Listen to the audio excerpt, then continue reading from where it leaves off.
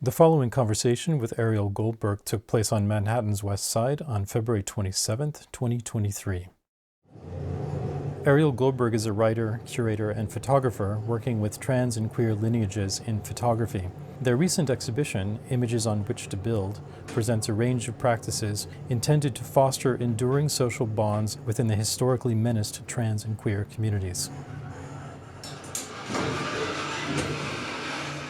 I'm wondering if you can tell me more about your background, because you do a lot of different things. What kind of education you come from that prepared you to do all these things, and if you kind of struggle between the different hats you wear. Yes, it is a beautiful struggle to be interdisciplinary not in theory, but definitely in practice.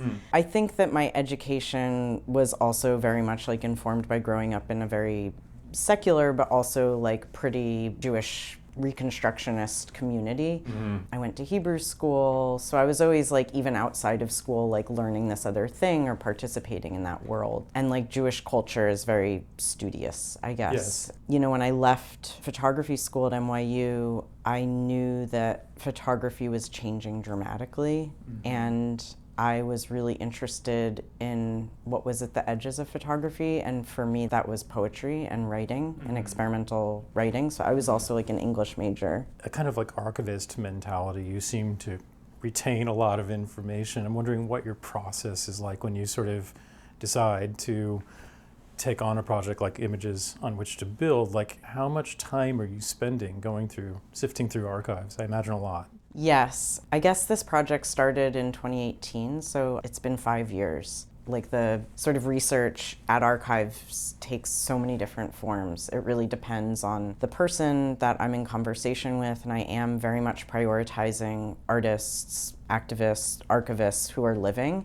And currently, I see the work as a conversation with them, and about building this space for the intergenerational dialogue between us. Right. This research began when I finished the estrangement principle, and I knew that I wanted to write about photographic histories because I was starting to, through my research of queer experimental prose, 1990s, queer poets in the Bay Area who were writing sentences and publishing zines like Renee Gladman, and I was realizing that I really missed photography. I went so deep into learning about poetry and literature and how queer communities were shaped around that, this sort of immediate past, that I wanted to go kind of farther. Simultaneous to this whole Images on Which to Build, which is looking at 1970s through the 1990s, I was also beginning my novel on Bernice Abbott, which was sort of totally inaccessible, in terms of I talked to Bernice Abbott by walking by a tree in Washington Square Park, and I'm Bernice Abbott walked by that tree. It's sort of about the neighborhood or looking at her photographs. But She frequented a pub right there on 6th Avenue. It was called the Hellhole, I guess. It was the Golden Swan. That was with the Eugene O'Neill kind of theater troupe. That's where they hung out. Yeah, so with Bernice, and Elizabeth, because my book is really about their relationship. Elizabeth McCausland, yeah. Exactly, and art critic and her longtime partner and collaborator. I had this devastating moment at the New York Public Library where I read the letter from the administrative assistant at MoMA. She basically wrote a letter to Bernice Abbott saying I'm so sorry for your loss, about Elizabeth McCausland. I was so devastated by that, this sort of buried trace of queer history and how their relationship was acknowledged in this intimate kind of personal exchange. And I think that I was really motivated to talk to people who are still living. Yeah. I didn't want to feel it was too late. And that actually has been motivating me to make such an ambitious and wide-ranging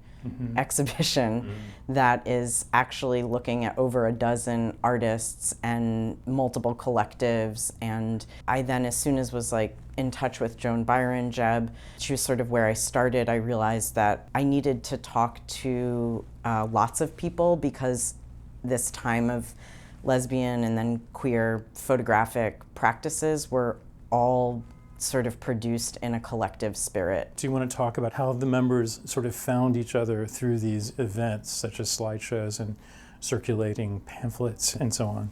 The most delightful things that has happened to me recently is that at the live event for Jeb's slideshow, which we did live so that we could record the audio of a live audience, and Jeb wanted to do some, introduction and reflect on the 40 years since she performed it, 1979 to 1984. And she would talk through the slideshow, right, and kind of Exactly. narrate. And she did it over 80 times, is what we've kind of estimated.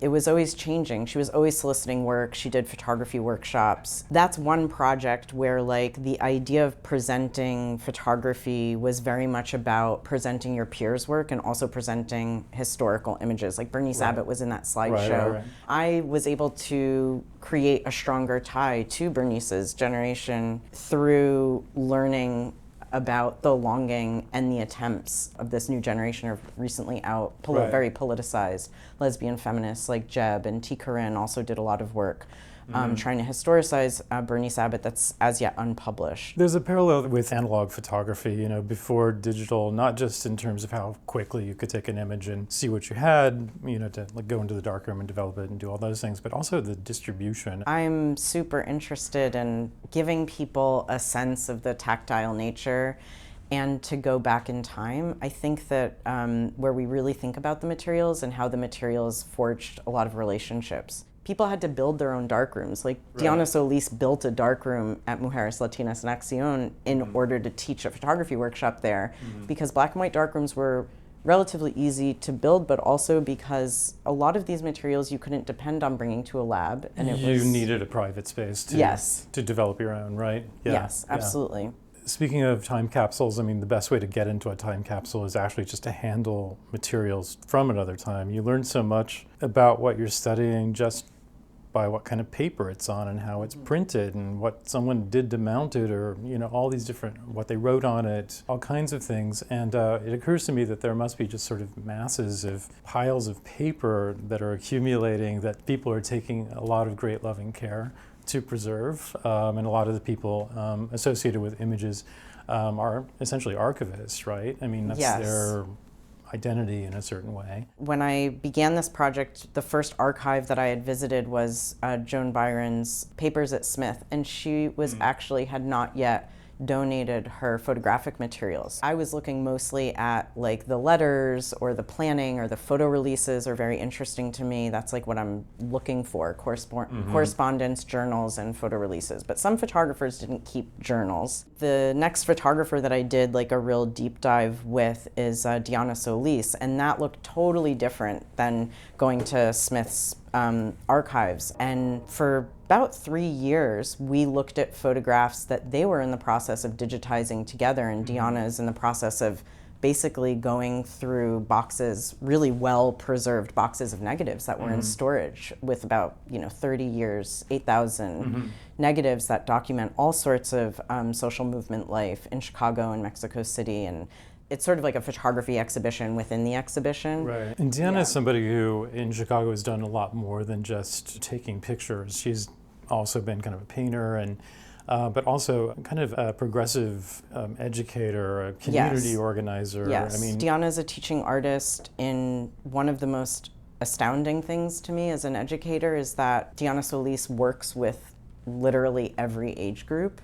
And I think that her photographic body of work, it's really exciting to be part of the process of bringing it to a public, because Diana strikes me as someone, she's a longtime organizer and activist who's always moving. And I think we need to look at images that document social movements that were coalitional, that were intergenerational, that are from the perspective of Mexicana, Chicana, queer, activist, educator. Diana was one of the first organizers of the Festival de Mujeres, which was the first Latino women-led street festival in the Midwest. Interesting, this question of bringing all of this kind of subculture to more of a mainstream audience, And I was at an event 6 months ago where you were on stage with a number of these people, and it was extremely emotional for them. And it was that way, I think, because what they had done in this kind of daily grind, labor of love in obscurity.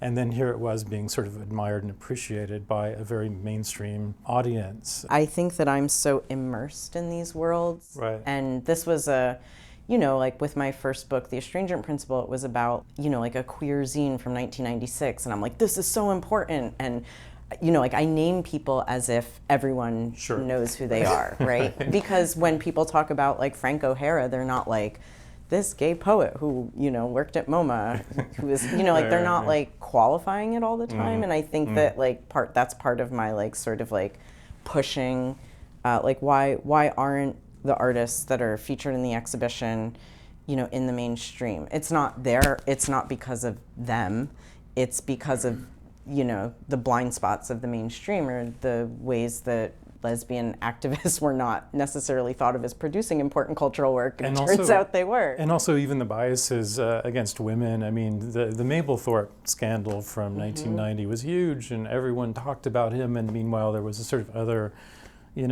sort of more overt, you know, activism going on in other circles, but because he was a man, I think in some ways it was a different conversation. Absolutely. And I also think too that it's part of a kind of polarization that's happening with the far right is now becoming more extreme and not really, I don't think, sincerely fearing anything from the left, but just using it as a kind of political, you know, weapon. I wonder, when is it a time to be really out there, like for ACT UP and in this kind of more kind of critical crisis kind of moment? My exhibition was created and conceptually shaped in this climate of trying to limit people's access to education. Things are starting to move very quickly. They have been. I mean, they're like really good at using the law to try to tell trans people not to exist and create them as targets. And it is, as you were saying, like they don't necessarily believe it, but it's something about, it's an easy political tool to use this. The exhibition is intended as a resource to, I don't want to say radicalize people, but I do want to say radicalize people, to see how bad things have been and how the Christian right is using the exact same strategy that they used in the 80s, down to the like, you know, queer people are perverts that are trying to like corrupt our children. I hope that, you know, people are going to see this exhibition and think, I have skills, I have resources, I have 10 friends, and I don't think there's a time to go back into the closet at all about anything. I think that people instead need to get more connected so that they are not, you know, walking down the street alone. I think it's just about support systems, basically, and that I hope comes through in the collective nature of the exhibition. Ariel Goldberg's exhibition, Images on Which to Build, is on view at the Leslie Lohman Museum of Art in New York City until July 30th, 2023.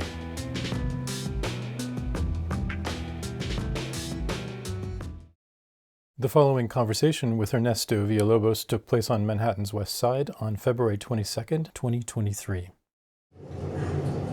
Ernesto Villalobos is a classically trained Mexican-born concert violinist and singer. In 2005, he joined forces with his brothers Alberto and Luis to form the Villalobos Brothers, a group blending many genres, including son jarocho, a folk style from the brothers' native Veracruz. You grew up in Veracruz, Mexico, and but somehow you and your three brothers were like all violin prodigies. I don't understand how this possibly happens. I feel that what we had was a gift from a hero, Carlos Marrufo. He spent 17 years as a violinist in the Vienna Philharmonic. This is a Mexican man who found his way through Europe and became a student of Henry Schering, one of the great violinists of the last century. So he comes back to his country, to Mexico, and he decides to start the next generation of violinists. And he has a salary from the university, so he has the luxury of not charging any money if he discovers talent.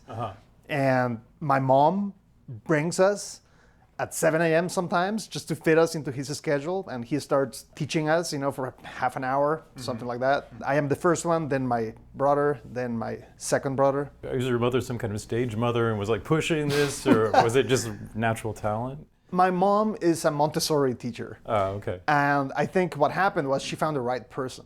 I think if Carlos had been a figure skater or a ceramist or any other kind of talent, she would have created the same relationship there. Yeah.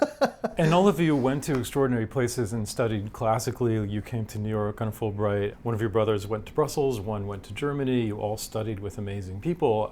But somehow when I see you perform, you seem to be having so much fun. And it seems to me that that kind of training you had, that's more sort of like the tortured, like tennis pro child or something. But was it difficult, I guess? You know, I compare it with when I open YouTube and I watch the parkour. Have you seen those videos where the guys are like climbing buildings or something? That comes, I think, also from hours at the gym. You need to develop those muscles before you start climbing, the facade of a building.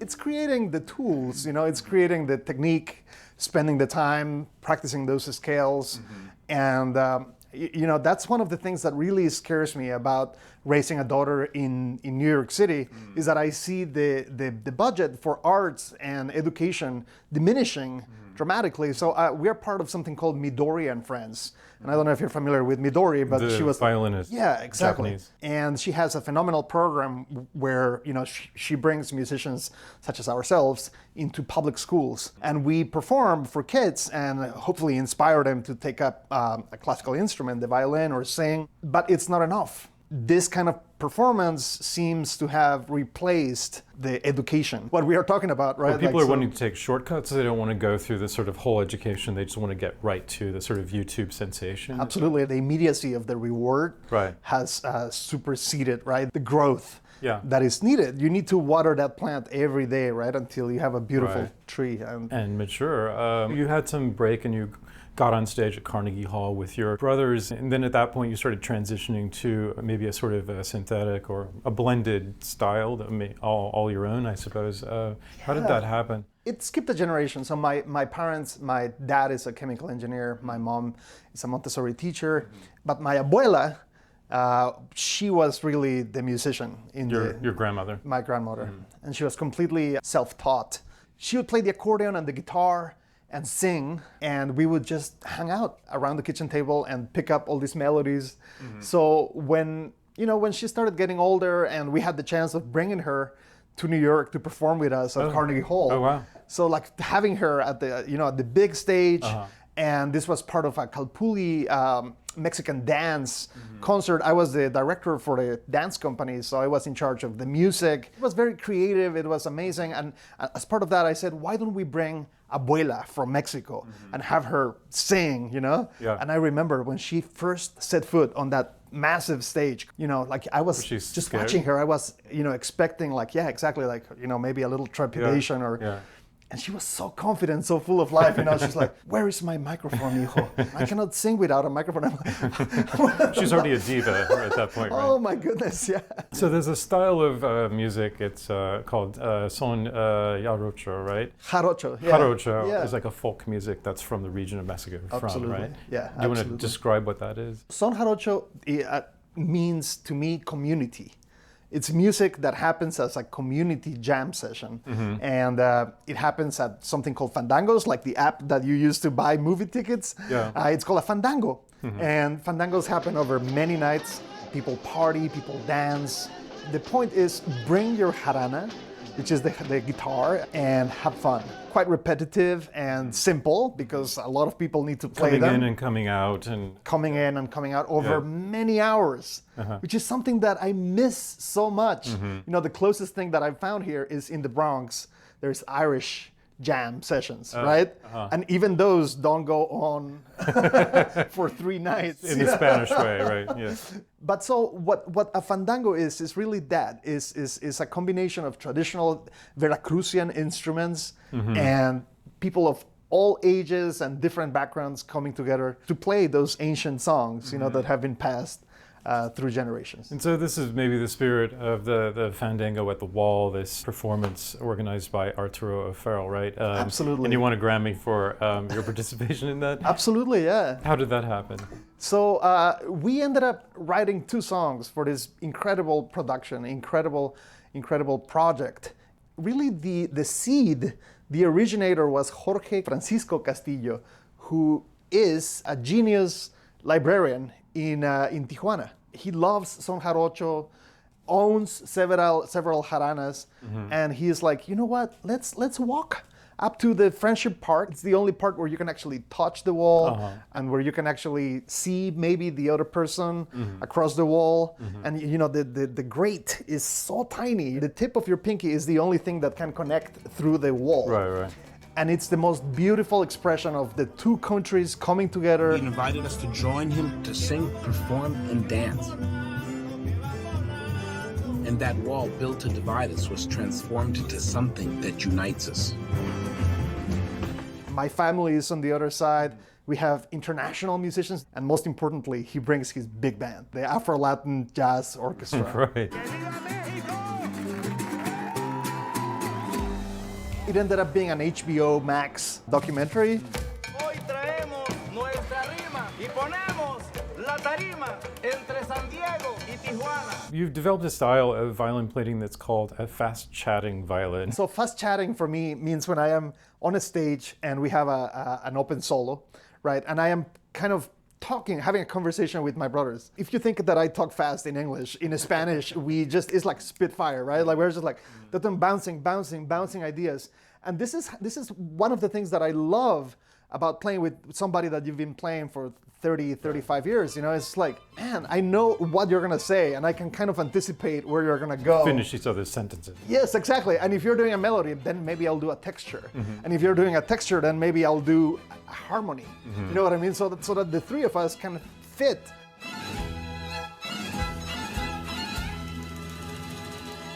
Isn't one of your early albums called Aliens of Extraordinary Ability? Yes. That has a reference to being aliens in this country, right? I mean, Absolutely. When I traveled to Canada, I think this is back in 2004, if I'm not mistaken. And I'm traveling with my girlfriend at the time, and we're trying to get back to New York. And the agent at the border says, she can come in, you can't come in.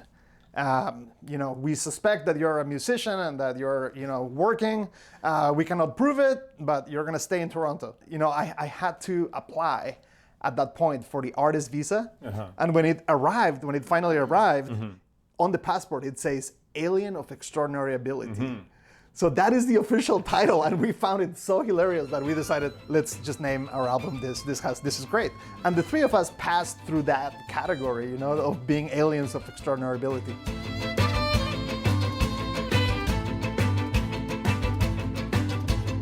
En mi casita blanca yo te espero junto al mar. En mi casita blanca yo te espero junto al mar.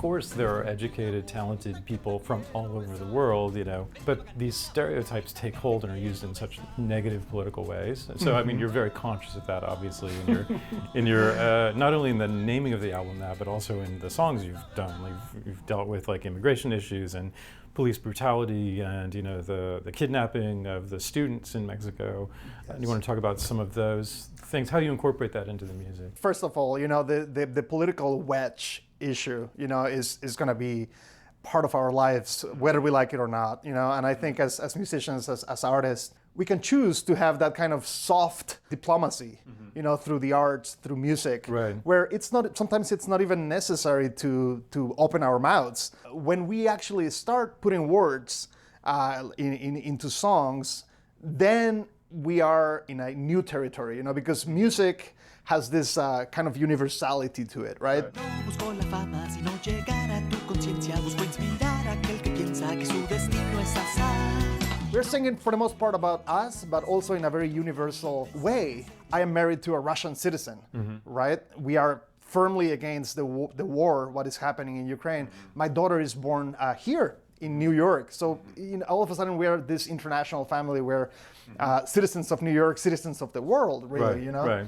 Whereas before, perhaps I was singing about Mexico and Veracruz, now I feel that my platform has expanded. It's a little bit like saying that these terrible things are happening, but I will sing my song and I will still live my life and be as happy as I can be, but even though that's terrible, right? Absolutely. And I think it also has a lot to do with the culture that we come from. You know, like in Mexico, death is ever present. Right.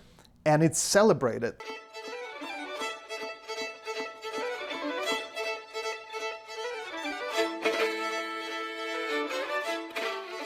You've done some amazing collaborations, and you're on stage with Dolly Parton at one point.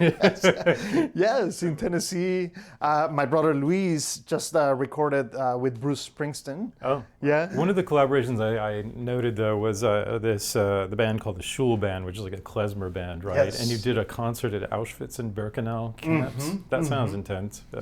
What was that like? Yeah, it's interesting that you mentioned that because when I came back from Israel, I was kind of recruited, by this klezmer band that performs at the Angel Orensanz Foundation on Houston and Norfolk Street. And for the last 20 years, I have been a part of the Schul Band, led by Adam Feder, with all incredible musicians, from New York for the most part. But we specialize in klezmer music, and we serve as the house band for the Schul of New York. And there was like a candlelight vigil or something at Auschwitz-Birkenau. Was it Exactly. an anniversary or something? It was in the children's barracks. Yeah, that was a very, very heavy situation and commemoration, really, of the 60th commemoration at Auschwitz-Birkenau. They invited the Schul Band to be a part of this bearing witness retreat led by Bernie Glassman. So we sit down and nobody's talking, and we're just going to make music, break that darkness. You're sort of reclaiming the land in some ways, right? Through music. Absolutely. And really healing. I feel that there's a lot to be said about music healing that fracture that is never going to be healed. But in a way, it's like the Japanese technique of filling the cracks with gold. Yes, there's a crack, but we can fill it with gold, and it's going to be even more beautiful. The Villalobos Brothers will be performing in the Bronx, New York on March 25th, La Jolla, California on April 30th, and Henderson, Nevada on May 5th.